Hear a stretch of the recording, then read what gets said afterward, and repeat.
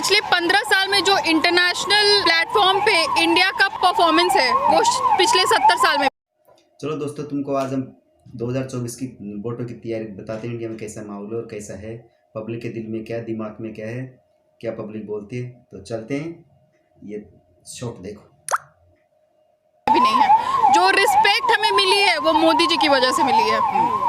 और दूसरी बात ये है कि 15 नंबर से हमारी country 5th number of biggest economy में आ रही है, तो ये छोटी बात नहीं है। आप चाहोगे कि जादू की छड़ी घुमा दो और पूरा देश एकदम प्रगतिशील हो जाए, तो ये पॉसिबल नहीं है। धीरे धीरे हर चीज़ धीरे धीरे ही ठीक होती है। तो मोदी जी अपना जादू चला रहे हैं और डेफिनेटली हर चीज़ ठीक होगी। आप जैसे कह रही हैं कि 5वें नंबर पे अर्थव्यवस्था आई है, लेकिन विपक्ष का फिर भी ये कहना है कि मोदी जी सिर्फ कैमरे के सामने अपनी इमेज बनाई है। कुछ तो लोग कहेंगे, लोगों का काम है कहना। तो मोदी जी जो कर रहे हैं उनको करने दो और लोगों को कहना है कहने दो। कायर कौन है इसको सब जानते हैं। कायर कौन है और कायरता का काम किसने किया है। मोदी विश्व गुरु बनने के कगार पे पहुंच चुके हैं। दुनिया के बड़े बड़े नेता जो स्टेट्समैन हैं, चाहे रसिया के नेता हों चाहे अमेरिका के नेता हों, आज देखिए विश्व रैंकिंग में मोदी जी का स्थान सबसे ऊपर, लगभग सबसे ऊपर है हर चीज़ में पे आते हैं लिस्ट में। जी हाँ, भारत की अर्थव्यवस्था विश्व की अर्थव्यवस्थाओं में गिनी जा रही है, नंबर 3 पे है इस समय। पूरी दुनिया में मंदी छाई हुई है, लेकिन यहाँ मंदी का कोई नामो निशान नहीं है। अब क्या प्रमाण चाहिए। बहुत बड़ा बदलाव आया साहब। हर जगह शुचिता स्वच्छता फैल चुकी है। भ्रष्टाचार पे बहुत बड़ा वार हुआ है। पूरा देश भ्रष्टाचार के दलदल में था पहले।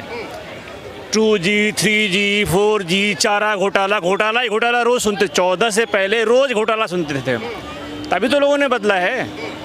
देश अगर किसी को चुन के भेज रहा है तो एक आदमी नहीं चुन रहा है, पूरे देश की आस्था है उसके ऊपर। करोड़ों लोग वोट करते हैं तब जाके एक प्रधानमंत्री चुना जाता है। लेकिन जैसे कांग्रेस की जो नेता हैं प्रियंका गांधी जी, उन्होंने बोला है कि भाई मोदी जी से कायर प्रधानमंत्री देश को आज तक नहीं मिला। कहने के लिए कुछ चाहिए उनको। विपक्षी तो कह रहे हैं कि भाई जब से मोदी जी आए हैं लगातार देश गड्ढे की तरफ जा रहे हैं, देश बर्बादी की तरफ जा रहा है, मोदी जी से नहीं संभल पा रहा देश। साहब उनको अपनी राजनीति कर लेने दो, यही उनकी राजनीति है। और इस बात को हर आदमी जानता है, चाहे वो छोटा हो चाहे बड़ा हो। वोट देने वाला हर आदमी जानता है कि मोदी अपने एकदम शिखर पे हैं। मोदी उसी अवस्था में हैं जिस अवस्था में कभी कांग्रेस अपने पीक पे हुआ करती थी, इंदिरा गांधी के समय, नेहरू के समय। इसीलिए उस युग से तुलना हो रही है। और उस युग की अपेक्षा वहाँ वंशवाद था, यहाँ वंशवाद नहीं है। यहाँ आम आदमी की इच्छा है, चाहे वो नीचे से अब साउथ से आ जाओ और ऊपर तक चले जाओ, हर जगह मोदी निष्पक्ष हैं। और अच्छा, एक बात और बोली जा रही है कि भाई देश के अंदर जो है पढ़ा लिखा प्रधानमंत्री होना चाहिए। जैसे विपक्ष लगातार आरोप लगा रहा है कि भाई मोदी जी तो पढ़े लिखे नहीं हैं, उनसे अच्छे तो राहुल गांधी जी हैं जो हार्वर्ड यूनिवर्सिटी से पढ़ के आए हैं। तो कि मोदी जी की जगह राहुल गांधी जी को इस बार मौका मिलना चाहिए। आपको लगता है कि मिलना चाहिए? आपने पढ़े लिखे प्रधानमंत्री की बात कही, दुनिया इस बात की गवाह है। बहुत बड़े बड़े शासक हुए जो पढ़े लिखे नहीं थे। पढ़ा लिखा होना योग्य होने की शर्त नहीं है। अकबर, अशोक और बलबन ये पढ़े लिखे। अलाउद्दीन अनपढ़ था, अकबर अनपढ़ था, लेकिन दिमाग बहुत बढ़िया था। लोगों के हित में निष्पक्ष होकर के काम करना और लोगों को ये एहसास कराना कि तुम्हारा जीवन अच्छा चल रहा है, जीवन स्तर अच्छा चल रहा है, यही एक शासक का काम है। शासक का काम राजा बन के बैठना नहीं है, शासक का काम लोगों के दिल में उतरना है। एक छोटे आदमी की क्या ज़रूरतें हैं, अगर उसको एक शासक पहचानता है तो वास्तव में राजा है। तो आपको ये काबिलियत मोदी जी के सिवाय बाकी दूसरे नेताओं के अंदर नज़र नहीं आती? जैसे राहुल गांधी जी हैं, केजरीवाल जी हैं हमारे। ये पढ़े लिखे तो बहुत है साहब, लेकिन ये अपने लिए पढ़े लिखे हैं। जब ये देश के लिए पढ़े लिखे हो जाएंगे तो ये शायद मोदी के तो बराबर थे, शायद इस जन्म में तो नहीं आ पाएंगे। इस जन्म में नहीं आ पाएंगे जी। स्वार्थ इनका बहुत ऊपर है, स्वार्थ इनको बहुत नीचे गिरा देता है। अच्छा, मेरा एक सवाल आपसे ये होगा कि मोदी जी ने ऐसे जो काम बोले थे 370 हटाना और जी CNRC और जो है कई सारे काम उन्होंने बोले थे, राम मंदिर का मुद्दा था, वो सारे सोल्व हो गए। अब आगे 2024 में जो लोकसभा चुनाव होगा, किन मुद्दों पे आप मोदी जी को वोट करना चाहोगे? मोदी जी अल्टीमेट हैं। मुद्दे तो अपने आप देखो, मुद्दा है ईमानदारी का, मुद्दा है देश को बिना किसी पक्षपात के आगे बढ़ाने का मुद्दा है, देश को दुनिया के एकदम शीर्ष पर रखने का, और उस दिशा में भारत आगे चल पड़ा है मोदी जी के नेतृत्व में। और अगले प्रधानमंत्री क्या, उसके अगले प्रधानमंत्री भी मोदी जी होंगे, ये हमारा विश्वास है। लेकिन जैसे विश्वास है बोल रहा है कि भाई मोदी जी केवल फोटो खिंचा के अपनी छवि बना रहे हैं। विपक्ष को बोलने तो साहब, विपक्ष अपनी राजनीति करेगा ना, नहीं तो एक भारतीय जनता पार्टी एक पार्टी रह जाएगी। विपक्ष को भी अपना थोड़ा बहुत काम करने दो, वो उनका काम है। अगर वो मोदी जी के समर्थन में बोलेंगे तो विपक्ष में कौन बोलेगा? तो कुछ तो बोलने के लिए चाहिए, लेकिन वो खाली विपक्ष में बोलने के लिए बोल रहे हैं, कुछ तत्व तो नहीं है उसमें, फैक्ट नहीं है उनके। कोई फैक्ट नहीं साहब। मैं सन 2024 में नरेंद्र मोदी जी को समर्थन के साथ अपनी वोट डालना चाहता हूँ। क्यों? कार्य काम अच्छे कर रहे हैं, बात अच्छी करते हैं, कोई बात करते हैं सोच समझ के करते हैं, जाति पाति का कोई भेदभाव नहीं करते। ये जनता है, इसका मूड कहाँ घूमेगा? कोई गठबंधन कर लो ना, अपने घर में तो गठबंधन होता नहीं है, बीवी लड़ती है पति से, पति पत्नी से लड़ता है। ये जनता से कौन लड़ेगा? क्या मैं कह दूं मैं प्रधानमंत्री बन जाऊंगा क्या? जनता का मूड जन कहाँ घूम जाए। और देख लेना सन 2024 में नरेंद्र मोदी जी ही शपथ के साथ इज्जत कुर्सी को फिर संभालेंगे। मोदी जी ने ऐसा देश में क्या किया कि भाई बाकी पार्टियों से भरोसा उठ रहा है और बीजेपी को लोग वोट दे रहे हैं? ये भी बता दूं, बताइए।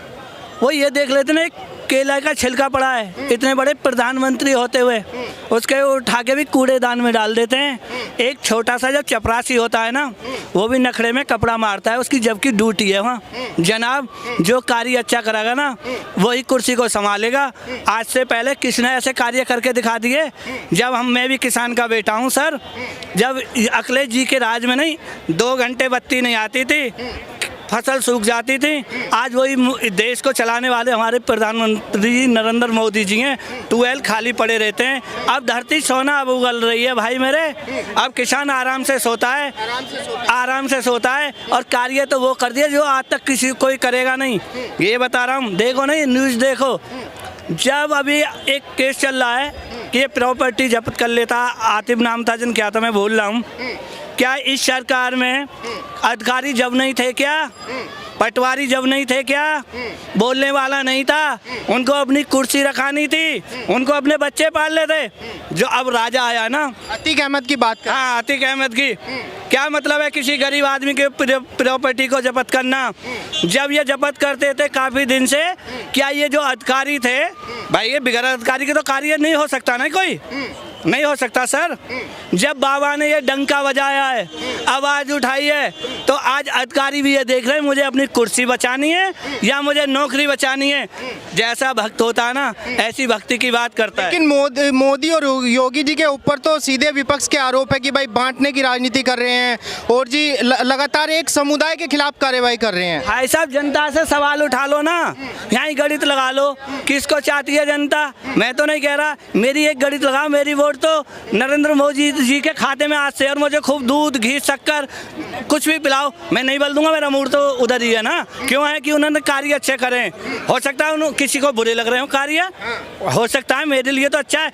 ये भी कह रहे हैं कि यार बेरोजगारी हो रही है, बच्चे बेरोजगार घूम रहे हैं।